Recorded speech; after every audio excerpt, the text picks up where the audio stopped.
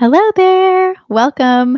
I'm Camille here with 30 Day Singer, and today we are addressing the question, what's the point of vocal exercises? Why do we do them? Why don't we just sing songs? So let me give you a quick overview of what to expect from this lesson. We'll be here for an hour. The first 45 minutes are, focused on the topic at hand, and the last 15 minutes are just set aside for Q&A. So you are welcome and encouraged to ask questions in the chat if you're here live as we go. Just know that those last 15 minutes are going to be only Q&A.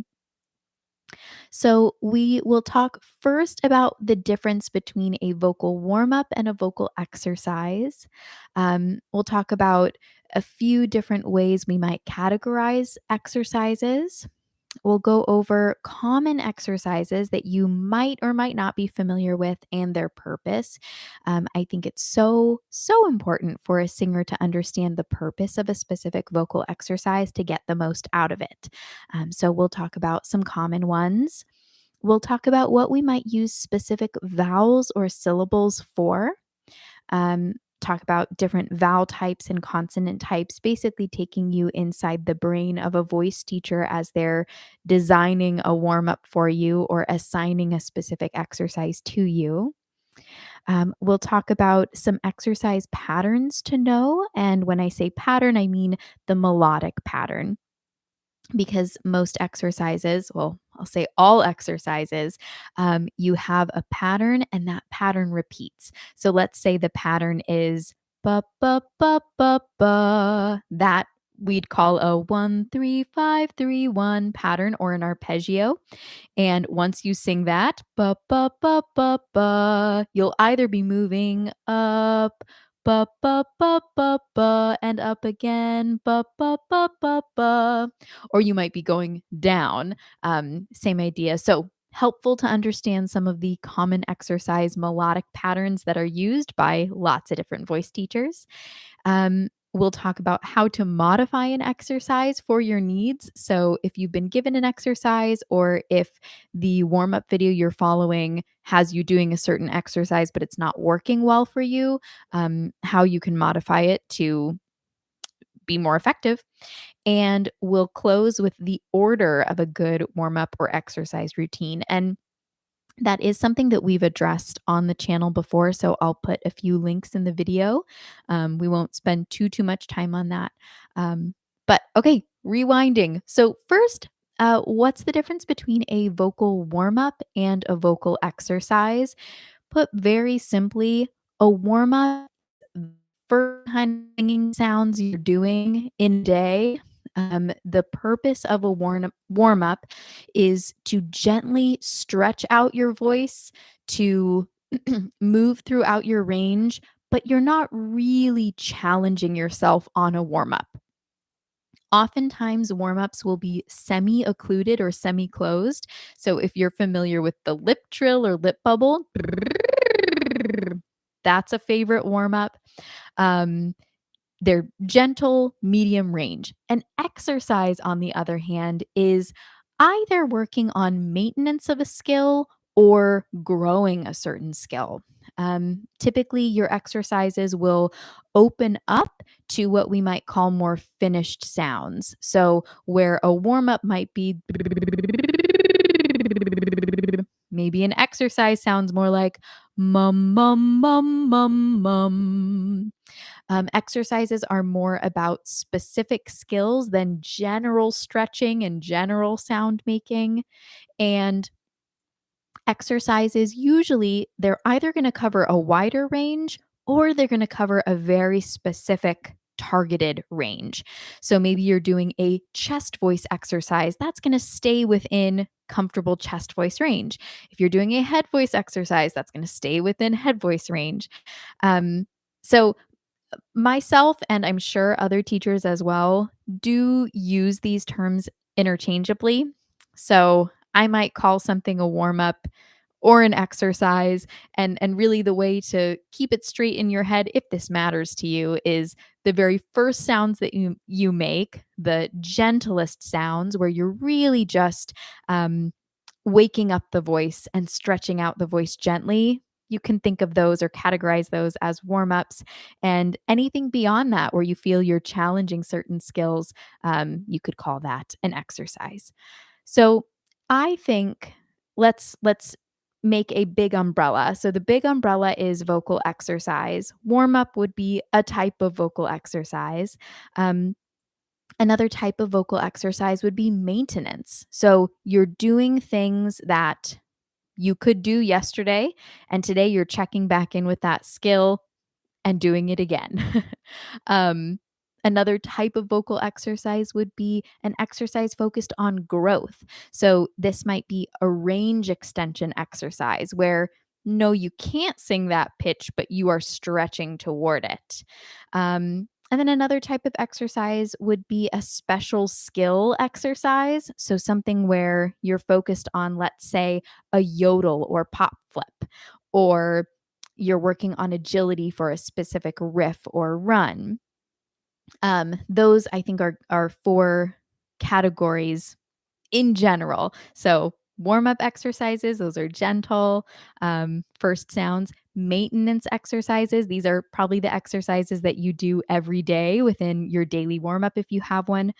Growth exercises would be if you're challenging or trying to grow a specific skill, and then special skills. When you're a beginner, most of the things you do are going to feel like growth exercises. And something encouraging for you to know is that an exercise that feels like growth for you today might be your maintenance exercise of tomorrow. Um, when you're a more intermediate to advanced singer, I would say most of your vocal technique time is on maintenance, and occasionally working on growth or special skills. But I would say that's kind of the trajectory. Beginners, there's just so much new that you're growing constantly. Okay, so some common exercises and their purpose. First exercise I want to cover with you, and if you have a specific exercise you want to know about, please put it in the live chat. I'd love to help you out and help you understand the purpose of an exercise you've been given. Um, Ooh, one I forgot about is, creaky or vocal fry exercises, so I'm gonna add that onto my list before I forget. Okay, so the first is the lip trill. Lip trill or lip bubble. The main purpose and benefit of this exercise is both balancing your airflow and your resonance. So when you sing on this lip trill or lip bubble, regardless of the pattern, it's a great way for your air to be flowing, but for you to not be pushing extra air at the vocal folds. It also ensures that you've got some engagement in your low belly or your breathing muscles. So let's see if it's even possible to do a lip trill without any lower abdominal engagement. I think it's impossible. I think it just naturally helps you to turn on those muscles. Um, it's audition on a lip trill, right? So you could sing and get shouty. If you try to do that same thing on a lip trill,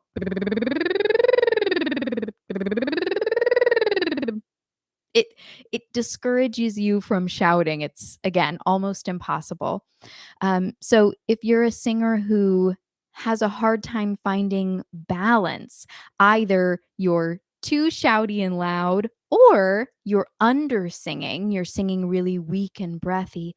Ah, then a lip trill can be great for you again because it gets our body engaged gently, helps to balance your breath flow and your resonance.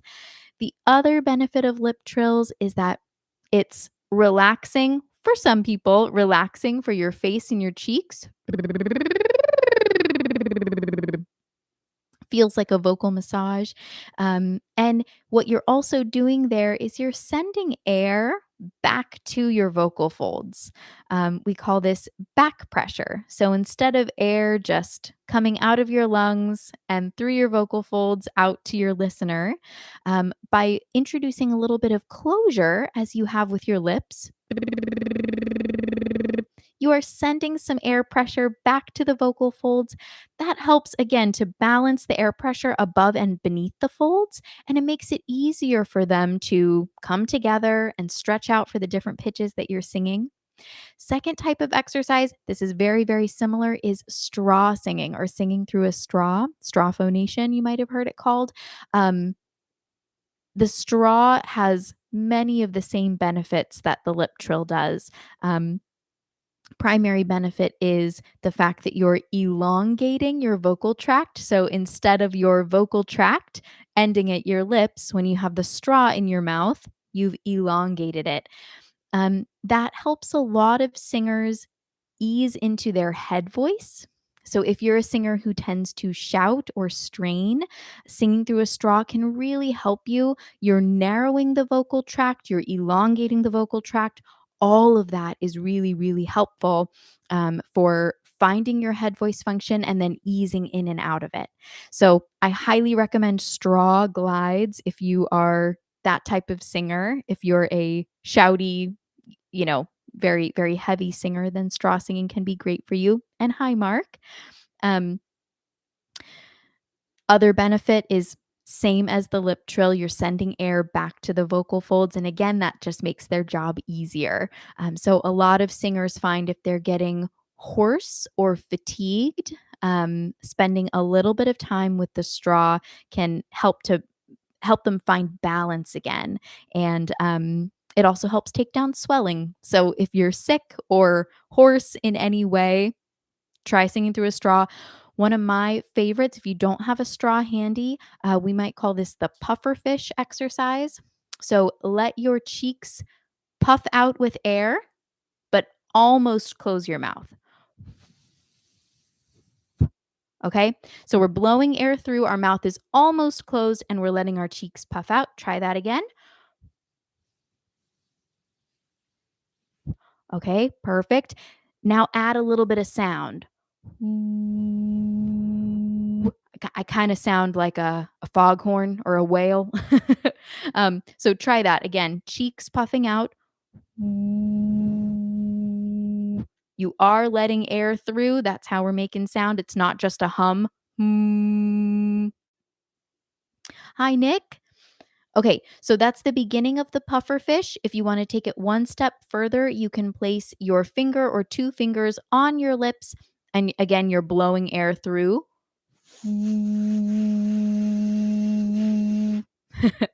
Something that I really like about this exercise, you can feel your throat open. You can feel your throat kind of widen a little bit when you do this exercise. So if you're not trying it with me, please try it.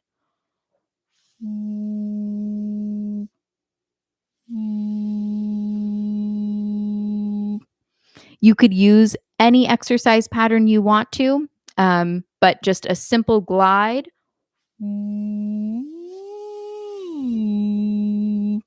This is another one of those exercises that is great for a warm up, or if you're in the middle of singing and you feel like you've kind of lost your balance. Maybe you're pushing too much. Maybe you're having a hard time finding chord closure.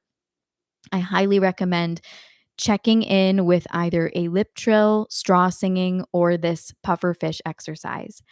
Okay, creaky exercises or vocal fry exercises. This might sound like a really popular one going around right now is this kind of creaky door on a hum or a creaky hum. Mm, mm, mm, that kind of sound. So you're kind of using a little bit of vocal fry or creaky sound. Two purposes for that. One purpose for using vocal fry or that creaky sound is to decompress. So again, if you're a singer who tends to get a little bit shouty, this vocal fry can help you relax. Your vocal folds are not really pressing firmly together in vocal fry or creaky sound. They're kind of loosely flapping around, and that irregularity is what gives us that popping, creaky sound of the air kind of bubbling through. So it can help to take some of the pressure off. It can also help to bring the vocal folds together again without pushing or straining. Um, so that creaky door exercise oftentimes will be used, kind of taking you from chest voice into head voice, finding some connection on your way up. Um, and then other semi-occluded exercises. Oh, we got a question. I can't do a tongue trill since I was a kid. Is it okay to just do lip trill? Absolutely. So tongue trill could either be rolling the tongue or a raspberry. Okay. I'm glad you asked that because any of these exercises, for the most part, you can find an alternative that works better for you. Um, so a lot of people struggle with the lip trill. I can't tell you how many people struggle with that. If you work on it and end up using it and like it, great. But truly, there are so many other semi closed sounds that you can use. So I'm just going to run through a bunch of them. And these are all doing very, very similar things. Lip trill, raspberry, rolled R, V, V, Z, Z, M, N, and G, And then the two other exercises that we mentioned already, the straw exercise and the pufferfish. So if you're like Mark and you're not about the trills, any of those other exercises are great. Try them out. No need to just bang your head against a wall for the sake of the lip trill. Okay, moving on. So we are talking about common exercises and their purpose. We've already gone through many semi-closed sounds and vocal fry. What about bratty sounds? You know these nay, nay, nay, nay, nay, or na, na, na, na, na, sounds like that. Um, a beginning singer might be like, why in the world is my voice teacher making me do that? I don't want to sound like that. um, I would say if I'm that voice teacher and I'm giving you that exercise, I don't want you to sound like that either at the end of the day. However, if I'm giving you this bratty exercise, typically it's because you're having a hard time maintaining some connection to your chest voice as you ascend. So, actually, I was working with a singer just today, and this sound worked like magic for her. So, her tendency was to kind of slip into a very light head voicey sound. Ah, and she was transitioning to head voice way sooner than she needed to. So I had her kind of connect with and find her chest voice on a na na na na na na na na na na. Is it pretty? No, but it helped her find that strong chest voice function in a way that no other vowel or syllable we tried did. Um, so if I'm giving you this bratty sound, usually it's because you are having a hard time as you go higher, or even just in general, getting strong connection. Um, Jack is saying, I seem to favor singing with chorus and enhancement. I don't feel live my voice is very good. Do I need to do these exercises? Will this help me live? That's a good question. So Jack, I would say I think it's okay that your voice sounds better to you with some enhancement. Um, the question is, as you said, might that give us a false sense of confidence? This is such a nuanced answer, I think, because most singers that we hear that sound great are not unenhanced, right? Even if it's a completely live performance, chances are they are in a good space acoustically. There's natural reverb. They're singing in what we might call a live room, a room that has nice echo that's enhancing the sound of their voice. So, how often are you hearing your favorite singer in a dry room, the recording booth, um, with no reverb, no nothing? Almost never, unless you go on YouTube and look for, some isolated vocals from the recording session. But any pro recording that you hear, whether it's on an album or a live version, is processed in some way. Usually at the minimum, they're going to have compression, reverb, and EQ. So when we compare our voices against that level of production, of course we're going to sound lackluster. So I would say for you, if you do want to get more comfortable just hearing your voice in the air, not having to process it through anything, I would say go to the room in your house with the best reverb. And for most of us, that's going to be the bathroom because of all the echo. I know, you know, I sound much better in the bathroom with tile than I would in a room with a bunch of carpet or rugs or, bedding around. Um, so I do think thanks, Jack. I do think it is important for you to be comfortable hearing your voice in a room, um, because that's oftentimes what we're gonna get, you know? If we're singing with friends or in a voice lesson or what have you, singing around a campfire. Um, so I wouldn't want you to be dependent on always having processing, but that might be a good intermediate step for you is find the best acoustics possible. Okay, dopey sounds. So we talked about bratty sounds. Those make it a little bit higher for the larynx to come up and for your vocal folds to find that closure that we're looking for. If you're having the opposite issue and you're getting shouty and straining and yelling, then one of the exercises I might give you would be a dopey exercise. So let's say you're singing, and the higher you go, you just continue to get louder and shoutier.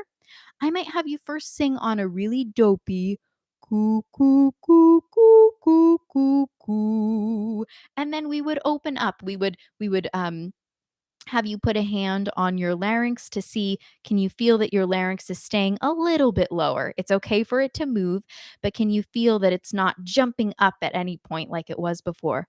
Coo coo coo coo coo coo coo. And now that we can do that, let's make it a little bit less dopey. Let's go to something like a n, as in nook. No, no, no, no, no, no, no. Let's open up even more to maybe a wah, wah, wah, wah, wah, wah, wah, wah. But we're building on top of that larynx not jumping up, and we're building on us not grabbing or pushing for those high notes. So again, that's the purpose of dopey sounds typically, is to make it easier for us to find a lighter coordination, and easier for us to somewhat stabilize or neutralize the larynx. Nick, which of the vocal exercises specifically would you recommend if one is sick? Unfortunately, I've been ill the last 3 days, not been able to practice. So, Nick, if you're still experiencing a sore throat or pain, the best thing that you can do is be on vocal rest. I know that's not the answer you want. Um, but if there's pain, there is probably swelling. And in the same way that if you've got swelling anywhere else in your body, the answer is, rest, ice, compression, elevation. Um, Most importantly, rest. You may risk further inflammation or further swelling by continuing to use those tissues that are already swollen. So the same goes for your voice, unfortunately. So if you are still experiencing pain when you make sound, you're going to recover so much faster if you go on vocal rest. That said, the one exercise that we know can help take down swelling is singing through a straw.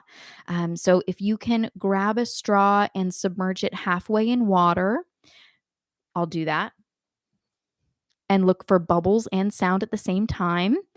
Actually, I don't want to do that because I want to drink out of this cup. So, but if you have a cup of water, fill it halfway, submerge the straw, and just some easy, gentle glides, not pushing the range at all. There is no need when you're sick to be exercising your full vocal range. Just stay, no pain in my throat, but I've primarily been sneezing and coughing. So, what are we doing when we're coughing? Your vocal folds are slamming together. That can be traumatic for them, and that can cause swelling on its own, whether or not there is pain that you're feeling. So if I were you and um, I didn't have to get back to singing right away, I would continue to be on vocal rest for as long as possible. Um, and then it might feel a little bit rusty, but getting back into it, I would start with anything semi-closed. So straw is good, pufferfish, lip trill, you name it. Anything semi-closed. Okay, we talked about bratty sounds, dopey sounds. What about pouty sounds? So, have you ever had a voice teacher or have you ever been watching a lesson and they give a kind of mum, mum, mum, mum, mum, mum, mum, or why, kind of a dopey about to cry sound like that? Um, two good reasons you might have gotten that exercise. It helps the larynx to tilt a little bit, which helps your vocal folds to stretch out and elongate. I was working with a singer.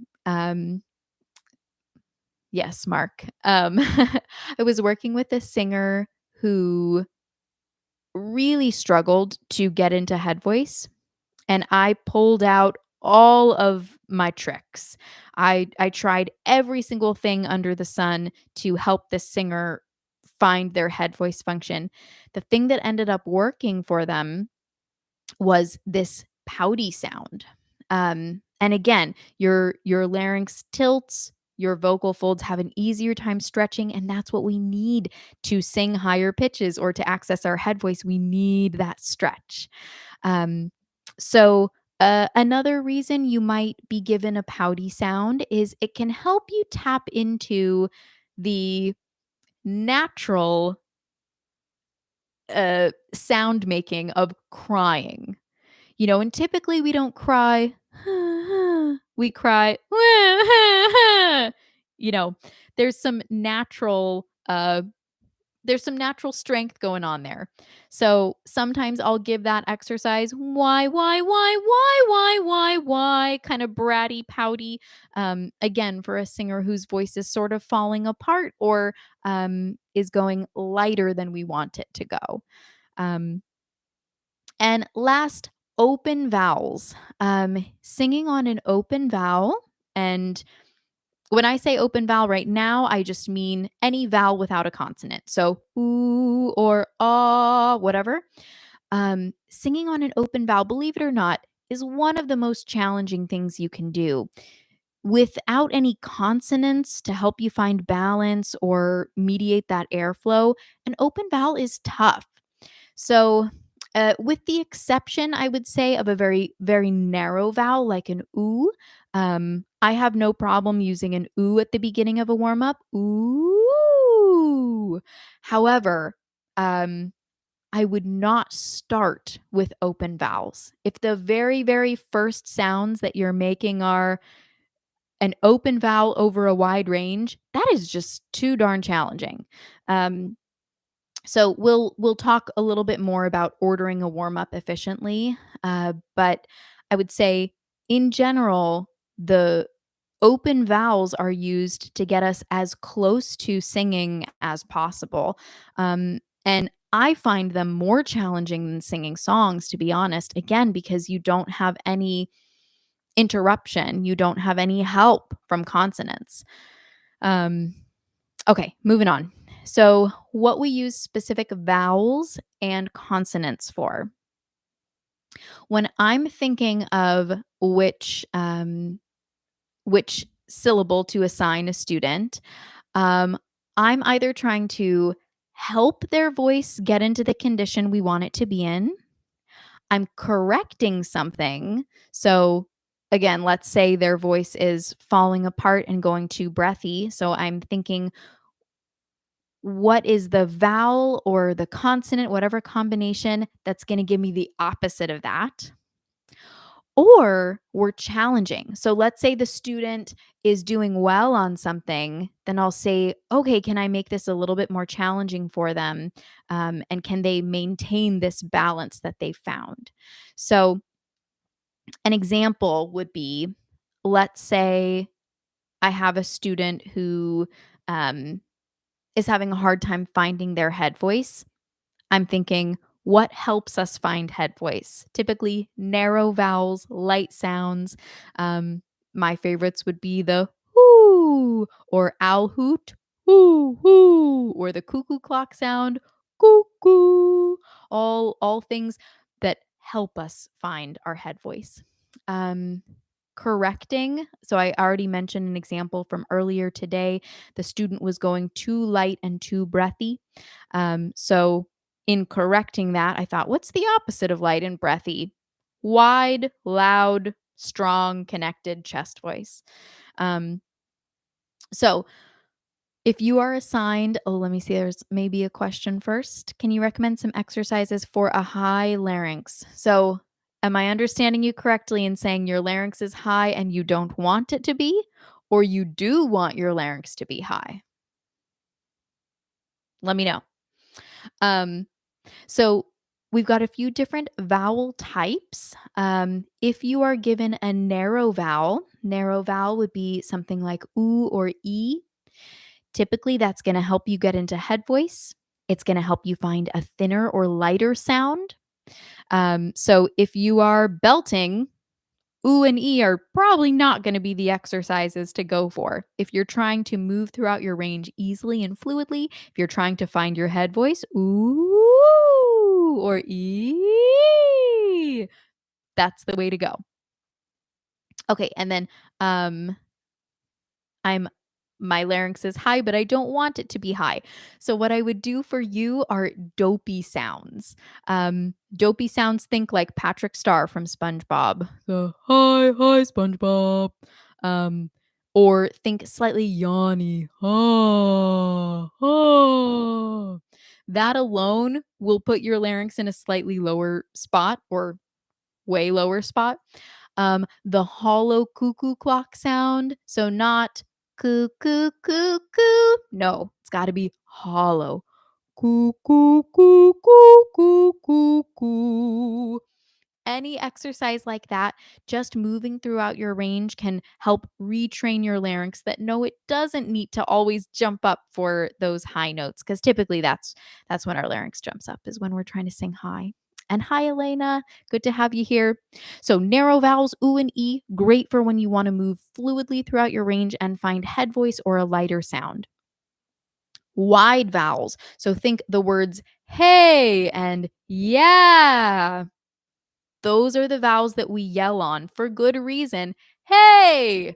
We naturally have this really strong sound, a very chest dominant sound, we might call it. So, if you are in that zone of your voice, if you're in chest voice range, or if you want to find some of that quality in a different part of your range, wide vowels would be great. For example, I was working with a student earlier today on Lay Me Down, Sam Smith, and there's a part of the song, Can I lay by your side? And we use this really bratty na, na, na, na, na, na, na. And that helped the student find um, that heavier sound quality instead of can I lay boy na na na na can I lay by. So we used that kind of bratty, wide vowel sound to help us find that quality up high. Um, and then last, medium vowels. So a medium vowel would be something that's not overly narrow, not overly wide. So think as in what, bug. Think as in nook or book. Those are great, again, for moving throughout your range with a little bit more strength, a little bit more intensity. So, whereas we might move through our range on an oo or e, it's going to be a lighter sound. Ooh, as opposed to if we open up to more of a medium, ba ba ba ba ba ba ba, or no no no no no no no, something like that. Um, so narrow vowels, wide vowels, medium vowels. And then we also have different types of consonants we can use that will either make our job easier or harder, depending. Um, with consonants, it's all about airflow. So feel the difference for me. Make a F sound. It's nothing but airflow. Make an S sound. Or a sh. All of those we might call soft consonants. There's a lot of airflow there. So if you're trying to find a lighter sound, or foo, foo, foo, foo, foo, particularly if you're a student who kind of tends to grab or shout, a soft consonant might be wonderful for you because, again, it's encouraging that airflow. You can't make that sound without a lot of airflow. I have a student who their tendency is to kind of brace themselves for high notes and they'll go, huh, and sort of squeeze up. So for that student, we often use thoo or foo, sha, things like that that get their air flowing from the very start so they can't even, huh, they don't have the chance to clam up and anticipate. Okay, a medium consonant would be one where our vocal folds are vibrating, um, but it's not super airy. So maybe something like a v or z, maybe an m or n. Mm. So if you're singing on something like ma ma ma ma ma or no no no no no, that's probably going to be pretty easy for you. Easier than just singing oh, where you're having to find balance without the help of a consonant. And last, we have what we might call hard consonants. These are consonants that help us with our airflow a little bit more intensely. So something like a b, b, or a g, g. So if a student's voice is really falling apart, you might give them a gig, gig, gig, gig, gig, gig, gig, gig, gig, or a bo, bo, bo, bo, bo. And you can feel, like, try this with me. Make a b, b sound and then like stop yourself before you release. So let that air build up before you release it. B, b, b. Same thing with a g, g, g. So you can really feel there your vocal folds are coming together or your lips are coming together to stop that air and then you're releasing it. And then last, so again, we're talking about why we use specific vowels or consonants. And last thing I want to say in this is words or phrases that trigger emotional activation. Those can be so helpful, especially if you're a singer who kind of gets in your head. Sometimes just shouting out a silly phrase like, hey there, or that's mine, or why not? Or woohoo! um, all of these, it's not just the consonants and the vowels that we're talking about. It's again triggering some sort of emotional response and it's helping you to do something that you already know how to do. You know how to say, "Hey," or oh no, right? You're not going, hey guys, or oh no. No, you're using your speaking voice.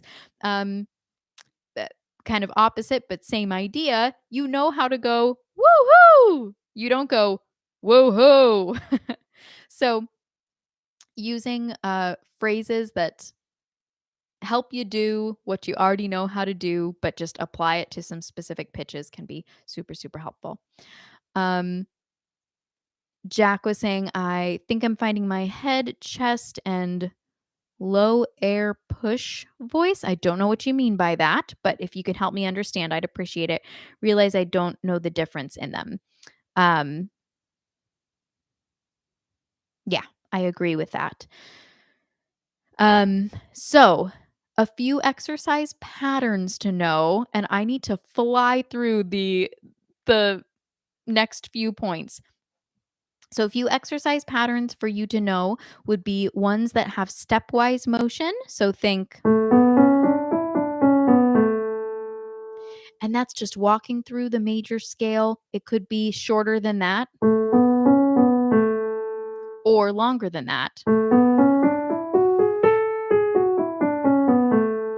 But familiarizing yourself with the major scale is a good idea. We've got some other videos on that, so check that out. Um, Arpeggios or chords, or very popular one, understanding these patterns, familiarizing yourself with them. That's what we would call a major arpeggio. Another two that you might run across would be a perfect fifth. That's the interval oh. I think that's Willy Wonka, right? Um, or Flintstones. That's a perfect fifth. Or Star Wars. Da da da da da da da. Okay, so lots of exercises. Ooh, or a full octave. Ooh, that's somewhere over the rainbow. I would say those are the most common ones. You also might hear this arpeggio plus a major scale. So you might hear a, and then into something like that. Okay. I'm gonna. I'll just fly through this. I'll fly through this. How to modify an exercise for your needs. So I'm gonna say in general, your mouth opening and the shade of the vowel that you're singing can change, can vary throughout your range as needed. So let's say the exercise is O, and we're singing O. Okay. Um, Maybe that works for me, but maybe I need to drop my jaw more. Maybe I'm trying to keep that O shape. Oh, and it's not working. Let me try letting my jaw drop. Oh. That worked better. So I kind of moved from O a little bit closer to ah. Oh. And then back to O as I came down into my comfortable range again. Just know that unless this teacher has specified otherwise, you can be modifying those vowels for yourself as you go. You can be experimenting with different levels of mouth opening as you move throughout your range. Um, Consider the goal of the exercise. Again, it's helpful to know what's the goal. What am I hoping to accomplish with this specific exercise? And if you're not accomplishing that and you know that there's another syllable or vowel that helps you do that, substitute it in. So let's say you're working on head voice, and on this particular warm up, it says, this is a head voice exercise, and we're singing on ah. Okay. And you're supposed to go, ah. What if you can't find your head voice on that ah? Think, okay, what helps me find my head voice? An ooh sound. Maybe that'll help. Ooh. Especially if it's one of my warm ups. You have my permission now and forever to substitute with something that works better for you. Um, and then last, this is again how to modify exercises to work for you. Think the pitches that you can't sing. So, many people wonder, okay, do I just need to drop out when it gets too high or low, or do I change octaves? I think a better approach is to just think that pitch that's outside of your reach. So, let's say we're singing, and the exercise should be, let's say I can't sing that high note and I've got ma, ma, ma, ma, ma, ma. Okay, let's say I don't have that high note. I'm still thinking the note and I'm singing everything else that I can sing. Ma, ma, ma, ma, ma, ma. And I know you can't hear it because the mic can't pick it up, but ma, ma, ma, ma, ma, ma. You could hear there's like just a little squeak of that high note coming through. Um, what you're allowing yourself to do is you're letting your vocal folds stretch and approximate for that high note or low note. Let's say we're going in the opposite direction and we can't reach that low note.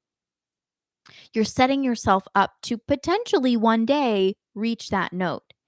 If you just drop out, if it gets to this point,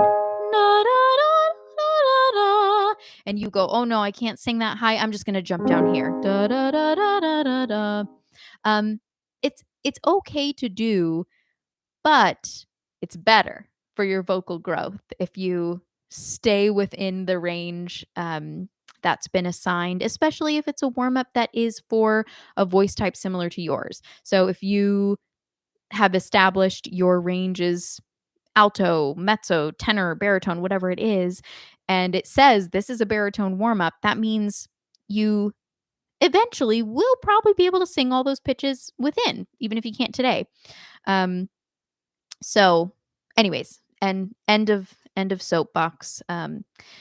And go ahead, drop your questions in the chat. I have one more thing to talk about, and I will, but your questions take priority from here on out. And Jack is saying, when we sing from down in our stomach, I don't know what you call it, but so Jack, without hearing you, I'm not sure exactly what you're referring to because we can sing with activation from our belly in many, many different registers. Um, yeah. Uh, Camille, do you have any further advice on jaw tension even after completing warm-ups? Sure. Yes. So, particularly if you're let me think 1 second, Nick, because I put together a very short video um this very topic the other day, and I had 3 things, and I I wanna see what those things are.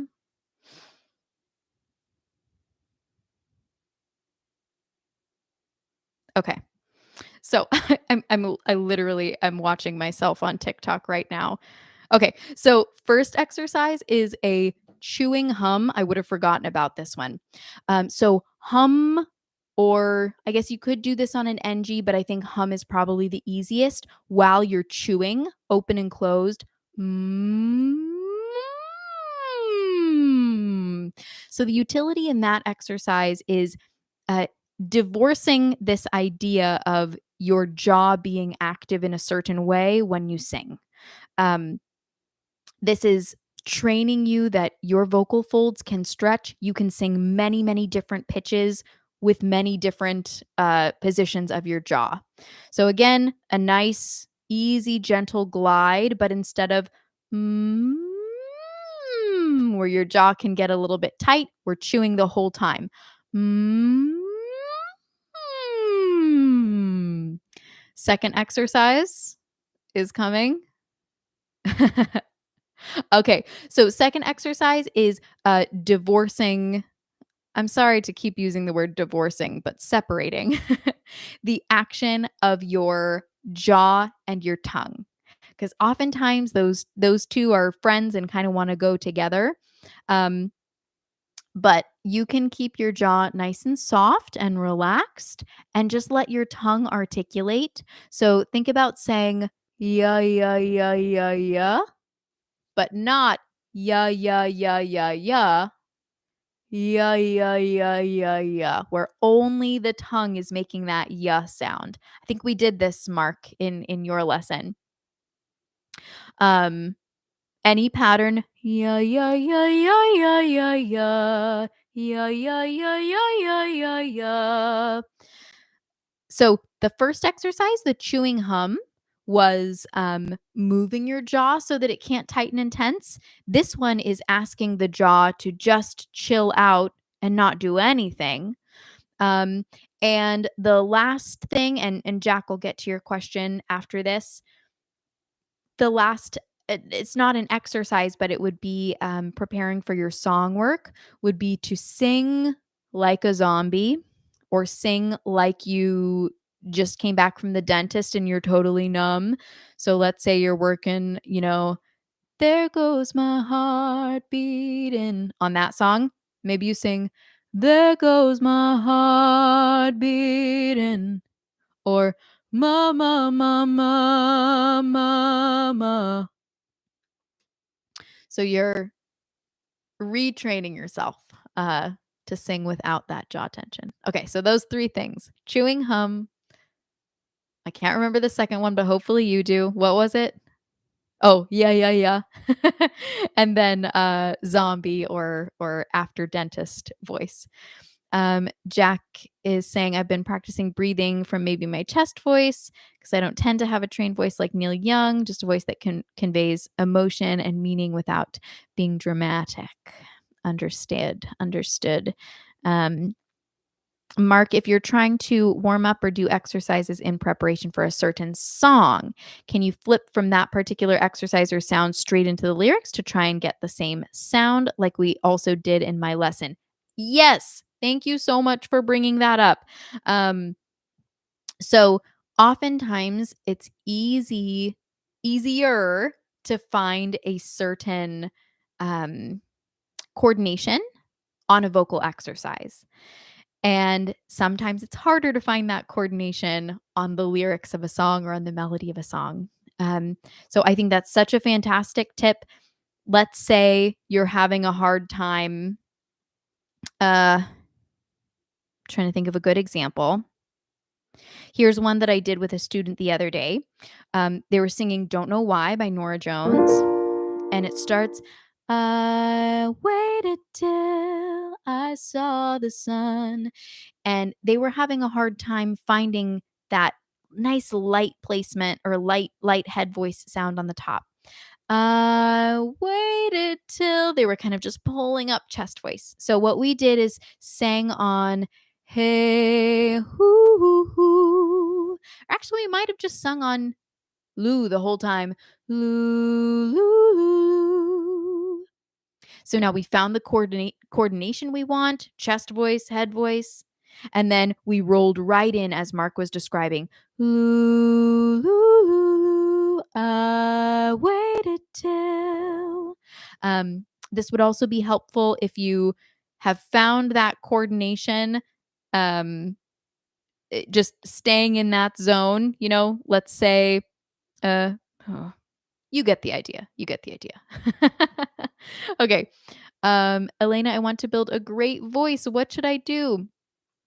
Elena, I would say I've covered this more in depth in some other lessons, so I will link some there. Um, I'll link some lessons for you. That's better than me trying to fit a bunch of information into just a minute. By the way, I did say I was going to link some other things related to this topic. So, this, Elena, but also anyone else, this is a shorter video on building a daily routine. And this is a longer video, another live lesson on building an efficient warm up. So, what I did not quite have time for, but what I was going to explain to you, the order of a good warm up in general, moves from easy to difficult. So a few ways to think about that would be start in chest voice, then move to head voice, then move to mix, end with belting if that's something that you're going to do in a song. Another example would be start with semi-closed sounds, then move to narrow vowels, ooh, then move to medium vowels, then move to wide vowels, eh. Another way to think about that or approach it would be start with semi-closed things, then go to consonant vowel consonant, so mum mum mum or bub bub bub. Then go to consonant vowel, g g, ma ma, and end on vowel, uh. So those are just a few different approaches in building a warm up. Again, taking you from easy to difficult. Um,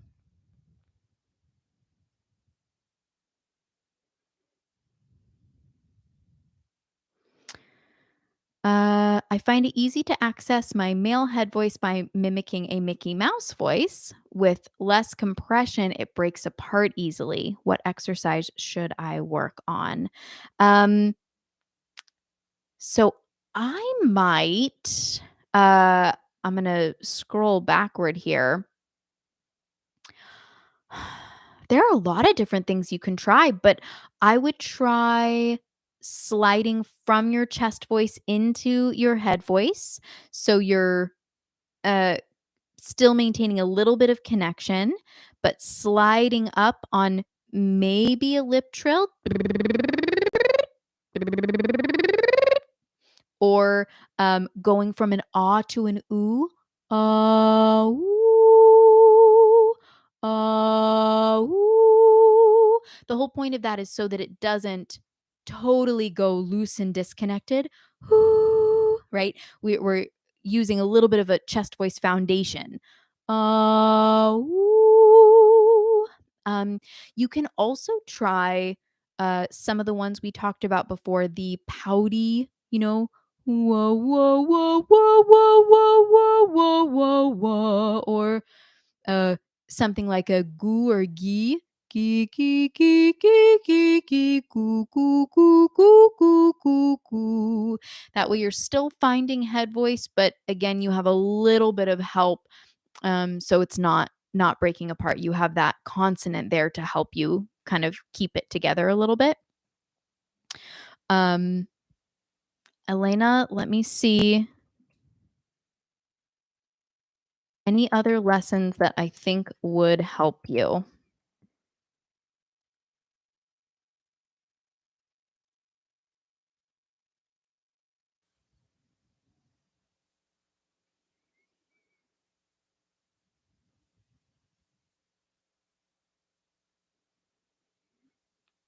I guess I'm just gonna go to the channel.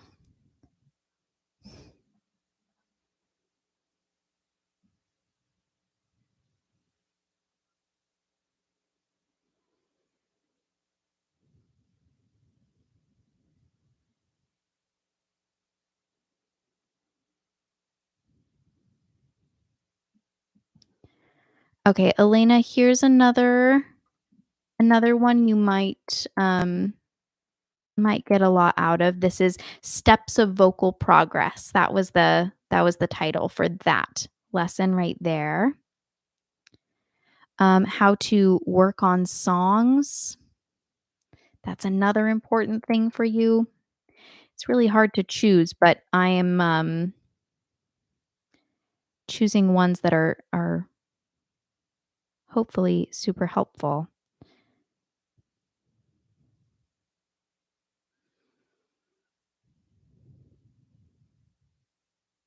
Mm. Nick is asking any advice generally on slides. Um, yes. I think that list. Oh, here's the one I was looking for. So your first lesson. That's a good one, right? um, okay. Any advice on slides in general? So I would say a lot of people, they try to kind of avoid the slide by just jumping. So instead of they'll just ah. They'll just jump to the note. So I would say just focus on the very, very beginning. So think like moving up one half step. Ah, ah, and then see if you can go ah. So just focus on the very, very beginning of a slide rather than the whole thing. And hopefully that helps without hearing that song yet. I there might be more to it than that, but that's a very, very common thing, common issue. All right, my friends, I'm out of town next week, so I will not be on here with you, but the following week I'll be back, and I really look forward to seeing you then. Hope this was helpful. Took you inside the brain of a voice teacher and help you understand some of those exercises that you might be doing and wondering what is the point of this. Um, all right, see you guys. Have a good week. Bye.